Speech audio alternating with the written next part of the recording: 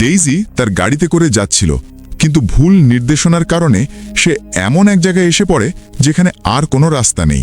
সে বাধ্য হয় ফিরে যেতে, কিন্তু তার জিপিএস বারবার তাকে একই জায়গায় ইউ টার্ন নিতে বলে। ডেইজি তখন দিশেহারা হয়ে পড়ে। জিপিএসের ওপর থেকে বিশ্বাস হারিয়ে সে ঠিক করে পুরনো দিনের ম্যাপ দেখে রাস্তা খুঁজে বের করবে। ঠিক তখনই একটা ট্রাক তার সামনে এসে থামে।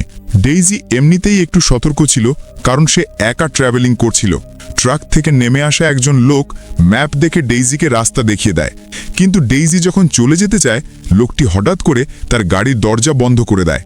ডেইজি তার সন্দেহজনক আচরণ বুঝতে পারে। লোকটি ডেইজিকে তাদের বাড়িতে নিমন্ত্রণ করে।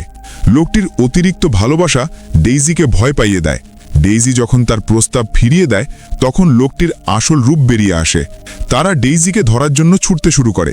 ডেইজি প্রাণপণে গ্রামের দিকে ছুটে পালায়। ডেইজি যেন একটা দুঃস্বপ্নের মধ্যে ছিল। হঠাৎ করেই সেই বিপদে ফেসে গেছে। দৌড়ানোর সময় তার পায়ে ভীষণ চোট লাগে। শত্রুরা যখন খুব কাছে চলে আসে, তখন ডেইজি বুদ্ধি করে একটা পাথর তুলে দূরে ছুঁড়ে মারে। এতে তাদের মনোযোগ অন্যদিকে চলে যায়। সন্ধ্যা নেমে আসে। ডেইজি হাঁটতে হাঁটতে একটা নদীর ধারে এসে পৌঁছায়। নদীর জল পরিষ্কার হোক বা না হোক, ডেইজি প্রাণ ভরে জল খায়। দূর দিগন্তে আদিগন্ত জঙ্গল দেখে ডেইজি হতাশ হয়ে পড়ে, কিন্তু সে নিজেকে সাহস জোগাতে থাকে। বিশ্বাস করে যে সে সব বাধা অতিক্রম করতে পারবে। রাত নামলে ডেইজি একটা গোপন জায়গায় রাত কাটায়। সেই রাতে কোনো বিপদ ঘটেনি, তবে সংক্রমণ এড়াতে ডেইজি তার আহত পা নিয়ে আবার নদীর কাছে আসে। সে ব্যথা সহ্য করে জল দিয়ে ক্ষত পরিষ্কার করে, কিন্তু এত সতর্ক থাকার পরেও ডেইজি একটা জিনিস খেয়াল করেনি। তার পায়ের রক্ত গাছের পাতায় লেগে যায়। এদিকে অন্য দুই লোক ডেইজিকে খুঁজে পাচ্ছিল না। তাদের অপরাধ ঢাকার জন্য তারা আবার ঘটনার জায়গায় ফিরে আসে আর ডেইজির গাড়ি নিয়ে চলে যায়। আর এদিকে বেচারা ডেইজি কিছুক্ষণ হাঁটার পর বিশ্রাম নিতে বাধ্য হচ্ছিল। ওষুধ ছাড়া তার পায়ের অবস্থা খুবই খারাপ হয়ে যাচ্ছিল। ডেইজি তার সিদ্ধান্তের জন্য আফসোস করতে থাকে। তার এই পাহাড়ি রাস্তা বেছে নেওয়া উচিত হয়নি। এখন শুধু তার ইন্টারভিউয়ের সুযোগ হাতছাড়াই হয়নি, সে আদৌ জীবিত ফিরতে পারবে কিনা সেটাও অনিশ্চিত। ডেইজি নীরবে কাঁদতে থাকে। সে যখন আবার রাস্তা খোঁজার জন্য মনস্থির করে, তখন হঠাৎ তার মাথার ওপর দিয়ে একটা বিশাল শব্দ করে কিছু উড়ে যায়। যখন সে বুঝতে পারে যে এটা তারই গাড়ি, তখন ডেইজি চমকে ওঠে। সে বুঝতে পারে যে ওরা ইচ্ছেকৃতভাবে দুর্ঘটনার ভান করছে। সে অস্পষ্টভাবে শুনতে পায় যে পুলিশ আসার আগে তাদের অবশ্যই মেয়েটির মৃতদেহ খুঁজে বের করতে হবে। পরিষ্কার বোঝা যাচ্ছিল যে তারা মনে করেছিল যে পায়ে আঘাত পাওয়া এই দুর্বল মেয়েটি কোনোভাবেই জঙ্গল থেকে পালাতে পারবে না, এবং অতিরিক্ত রক্তক্ষরণের কারণে সে হয়তো কোনো কোনায় অজ্ঞান হয়ে পড়ে আছে।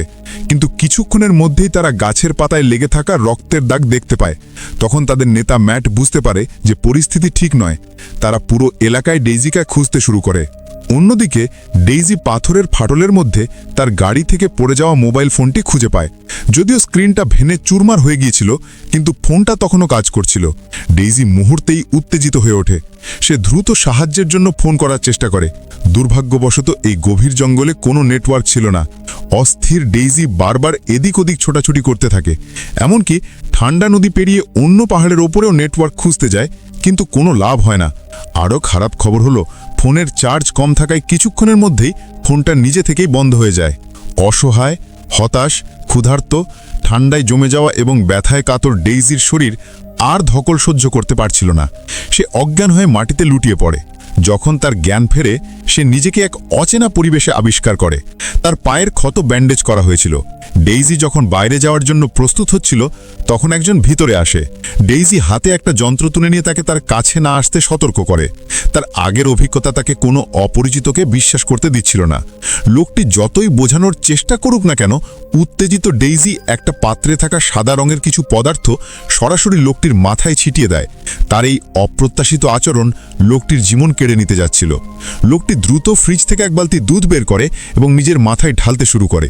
এদিকে ডেইজির পরিবার তার সাথে যোগাযোগ না করতে পারায় পুলিশে খবর দেয়। তারা ফোনের শেষ লোকেশন দেখে তদন্ত শুরু করে। আর ঘুম থেকে উঠে ডেইজি আবিষ্কার করে যে তার হাত শক্ত করে বাঁধা আছে, কিন্তু সামনে থাকা লোকটিকে দেখে মনে হচ্ছিল তার কোনো খারাপ উদ্দেশ্য নেই। সে ডেইজিকে খাবার এবং জল এনে দেয় এবং তাকে খেতে অনুরোধ করে, কিন্তু ডেইজি যখন পুলিশকে খবর দেওয়ার কথা বলে, তখন লোকটি কোনো পাত্তা দেয় না। আসলে দুদিন ধরে না খাওয়া ডেইজি ক্ষুধার্ত ছিল। লোকটি চলে গেলে সে দ্রুত রুটি খেতে শুরু করে। লোকটিকে তার ধারণার মতো খারাপ না দেখে ডেইজি ধীরে ধীরে তার সতর্কতা কমায়। কথার মাধ্যমে লোকটি নিজের নামও বলে দেয়, হেনরি। সে বহু বছর ধরে এই জঙ্গলে একা থাকে এবং একটি পরিত্যক্ত ক্যাম্পার ভ্যানকে তার ল্যাবরেটরি হিসেবে ব্যবহার করে। ডেইজি তার দুঃখজনক অভিজ্ঞতার কথা বলার পর যেন হেনরি সেই দুই লোকের পরিচয় আন্দাজ করতে পারে। ঠিক তখনই বাইরে কিছু অস্বাভাবিক শব্দ শোনা যায়। ডেইজি হেনরিকে অনুরোধ করে তাকে পুলিশের কাছে তুলে দিতে, কারণ এতে হেনরি একজন হিরো হয়ে উঠবে এবং ডেইজি তার নাম উল্লেখ করবে না। কিন্তু হেনরির গম্ভীর চেহারা দেখে বোঝা যাচ্ছিল যে সে মজা করছে না। ডেইজি তখনই বুঝতে পারে যে যারা আসছে তারা সেই দুই বিকৃত রুচির লোক। আসলে তারা ছিল গ্রামের 3 বাসিন্দা যারা বহু বছর ধরে ব্যবসার অংশীদার ছিল। হেনরি ক্যাম্পার ভ্যানে ময়দা তৈরি করত আর বাকি 2 জন সেগুলো পরিবহন করত। কিন্তু এবার তারা ব্যবসায়ের জন্য আসেনি, এসেছিল সেই আহত মেয়েটিকে খুঁজতে। হেনরি নানা অজুহাত দেখিয়ে তাদের ভিতরে ঢুকতে না দিলেও শেষ পর্যন্ত দুজনে জোর করে ঢোকার কাছে সে হার মানে। কিন্তু ভিতরে ঢুকে দেখে যে কেউ নেই। হেনরি তাদের অজান্তেই দ্রুত মেঝে থেকে খাবার এবং জল তুলে নেয় এবং ঘটনাস্থলের সমস্ত চিহ্ন মুছে ফেলে। সবকিছু স্বাভাবিক লাগছিল এবং তাদের সন্দেহ হয়নি। আসলে তারা আসার আগেই বুদ্ধিমান ডেইজি তার জানা কেমিস্ট্রির জ্ঞান ব্যবহার করে জল এবং কিছু রাসায়নিকের মিশ্রণে দড়িটা পুড়িয়ে ফেলে। তারপর সে পিছনের জানালা দিয়ে পালিয়ে যায়। কিন্তু ডেইজি পালানোর চেষ্টা করেনি, কারণ এই জঙ্গল সম্পর্কে তার কোনো ধারণা ছিল না এবং সে ভয় পাচ্ছিল যে আবার না জানি কার হাতে পড়ে। ডেইজির এই কাজ হেনরিকে অবাক করে। সে ভাবতেই পারেনি যে এই মেয়েটি রসায়নও বোঝে। আসলে ডেইজি শুরু থেকেই ওই রাসায়নিক পদার্থটা দেখেছিল যেটা দিয়ে হেনরি দুধ দিয়ে ধুয়ে একটা বিপদ থেকে বেঁচে গিয়েছিল। ডেইজি তার আগের আচরণের জন্য দুঃখ প্রকাশ করে। এইভাবে গভীর জঙ্গলে লুকিয়ে থাকা এক মাদক কারবারি আর শহরের এক বিশ্ববিদ্যালয়ে পড়া মেয়ের মধ্যে অপ্রত্যাশিতভাবে বন্ধুত্ব হয়ে যায়। ডেইজির প্রশ্নে হেনরি শেষ পর্যন্ত আসল কথা বলে। সে ডেইজিকে যেতে দিতে চায়নি, কারণ তার কাছে গাড়ি ছিল না, আর এখান থেকে কাছের রাস্তা এবং শহরে পৌঁছাতে কমপক্ষে 20 মাইল হাঁটতে হবে। ডেইজির বর্তমান শারীরিক অবস্থা অনুযায়ী সে শুধু যে বাইরে যেতে পারবে না তা নয়, জঙ্গলে হারিয়েও যেতে পারে। কিন্তু হেনরি তাকে প্রতিশ্রুতি দেয় যে কয়েকদিনের মধ্যেই তার শেষ ব্যাচের কাজ শেষ হয়ে যাবে, তখন সে ডেইজিকে নিয়ে এখান থেকে চলে যাবে। এই কথা শুনে ডেইজি অবশেষে স্বস্তির নিঃশ্বাস ফেলে। হয়তো মানুষের একে অপরের প্রতি বিশ্বাস অর্জন করতে হলে মন খুলে কথা বলতে হয়। কখনো কখনো আপনার নীরবতা ভুল বোঝাবুঝি সৃষ্টি করে। অল্প কয়েকদিনের মেলামেশায় দুজনের সম্পর্ক আরও ঘনিষ্ঠ হয়ে ওঠে। কখনো কখনো যখন ডেইজি একা বাইরে যেত, হেনরি তখন খুব রেগে যেত, কারণ সে ভয় পেত যে ডেইজি আবার কোনো বিপদে পড়ে যায়। কিন্তু সামনে থাকা অসহায় মেয়েটিকে দেখে হেনরির সমস্ত রাগ মিলিয়ে যেত। এমনকি ডেইজির জিজ্ঞাসায় সে পালানোর সবচেয়ে কাছের রাস্তাটাও তাকে জানিয়ে দেয়। অজান্তেই ডেইজি এই লোকটিকে আরও বেশি বিশ্বাস করতে শুরু করে। কিন্তু হেনরি কি কাজ করে সে ব্যাপারে ডেইজি বিস্তারিত কিছু জানত না। অবশেষে একজন পুলিশের আগমনে সবকিছু পরিষ্কার হয়ে যায়। আসলে হেনরি এবং আগের সেই 2 লোক এতদিন ধরে এই পুলিশ অফিসারের হয়েই কাজ করছিল। এই পুলিশ অফিসারই ছিল আসল মাস্টারমাইন্ড। তার সুরক্ষায় ম্যাট এবং তার সঙ্গী বহু বছর ধরে এই জঙ্গলে নানা রকমের অপরাধ করে আসছিল এবং অসংখ্য নিরীহ তরুণীকে হত্যা করেছিল। তারা ডেইজিকে এত বেশি করে খুঁজছিল কারণ ডেইজি যখন প্রথম আসে তখন ম্যাট ভেবেছিল ডেইজি হয়তো তাদের মৃতদেহ কবর দেওয়ার দৃশ্য দেখে ফেলেছে।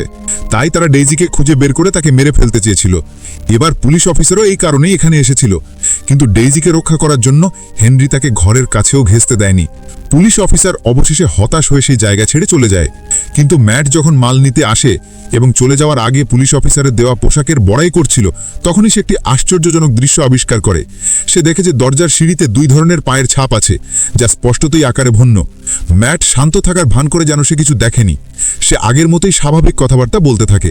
কিন্তু হেনরি ম্যাটের আবিষ্কার কিছুই টের পায় না। কুড়ে ঘরে ফিরে এসে ডেইজির সাথে রাতের বেলা জঙ্গল থেকে পালানোর পরিকল্পনা করতে থাকে। ঠিক তখনই ম্যাট হঠাৎ করে ভিতরে ঢুকে আসে। ম্যাট বলে, এই ছোট্ট মেয়েটিকে এখন আমাদের সাথে যেতে হবে। এই সংকটময় মুহূর্তে হেনরি হঠাৎ একটা নতুন পরিকল্পনা করে। সে বলে যে এই মেয়েটিকে এখন মারা যাবে না, কারণ গত কয়েকদিনে ডেইজি শুরু তার কথা শুনছে না, কাজ করার সময় তাকে সাহায্য করছে, যার ফলে কাজের গতিও বেড়েছে।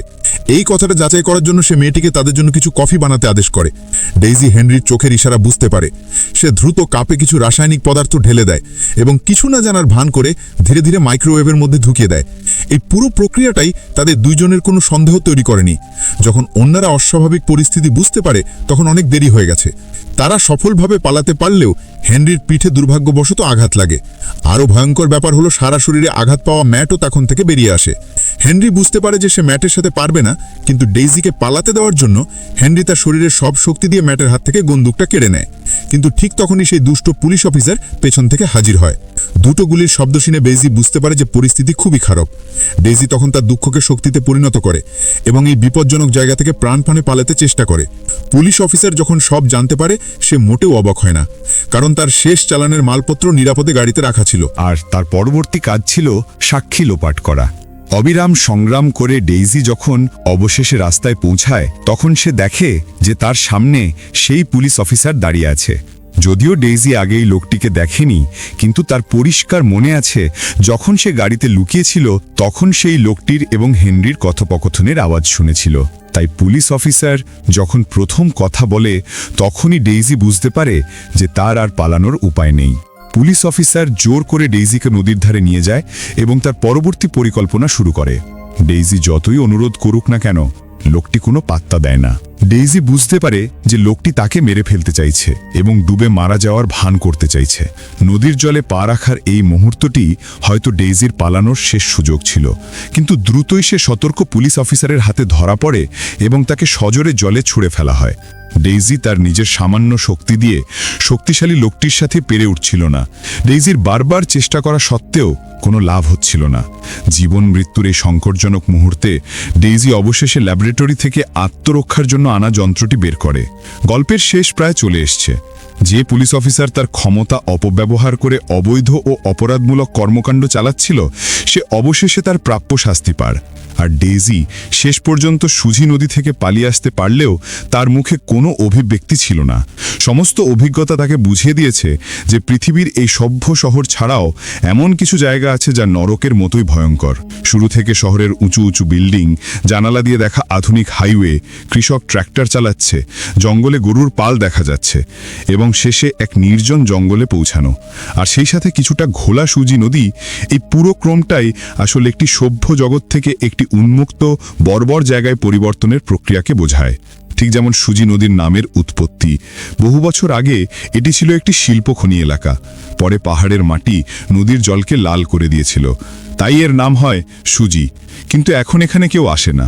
সুজি নদী যেন এই জঙ্গলের মতোই এক অর্থে সভ্য জগৎ দ্বারা পরিত্যক্ত একটি আইনহীন জায়গায় পরিণত হয়েছে। আমরা সবসময় মনে করি যে আমরা যুক্তির হাইওয়েতে গাড়ি চালাচ্ছি, কিন্তু আমরা জানি না যে স্টিয়ারিং হুইল এখনও আবেগের হাতে ধরা।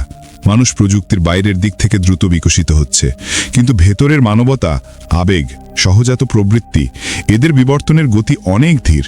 আত্মার এই পিছিয়ে পড়া যা পায়ের সাথে তাল মেলাতে পারছে না, হয়তো এটাই আমাদের সময়ের অনেক সমস্যার মূল কারণ। এই গল্পটা আপনাকে কি শেখালো? জীবনে পথ চলতে আমরা অনেকেই হয়তো ডেইজির মতো বিপদে পড়ি যখন মনে হয় আর কোনো পথ নেই, কিন্তু প্রতিটি মুহূর্তেই আমাদের সাহস আর বুদ্ধি দিয়ে সেই বিপদ থেকে বেরিয়ে আসার চেষ্টা করতে হয়। কখনো কখনো অচেনা মানুষের সাহায্য অপ্রত্যাশিতভাবে কাজে লেগে যায়, আর কখনো কখনো পরিচিত মানুষই হয়ে ওঠে আসল শত্রু। বন্ধুরা, এই গল্প থেকে আপনার সবচেয়ে বড় শিক্ষা কী ছিল সেটা কমেন্ট করে জানাতে ভুলবেন না। আপনার মতামত আমাদের জন্য অনেক মূল্যবান। যদি ভিডিওটি ভালো লেগে থাকে তাহলে অবশ্যই লাইক করুন, বন্ধুদের সাথে শেয়ার করুন এবং আমাদের চ্যানেলটি সাবস্ক্রাইব করে পাশে থাকা বেল আইকনটি টিপে দিন, যাতে আমাদের পরবর্তী ভিডিওগুলো আপনি মিস না করেন। আপনার মূল্যবান সময় দেওয়ার জন্য ধন্যবাদ। দেখা হবে পরের ভিডিওতে। ততক্ষণ পর্যন্ত ভালো থাকুন, সুস্থ থাকুন।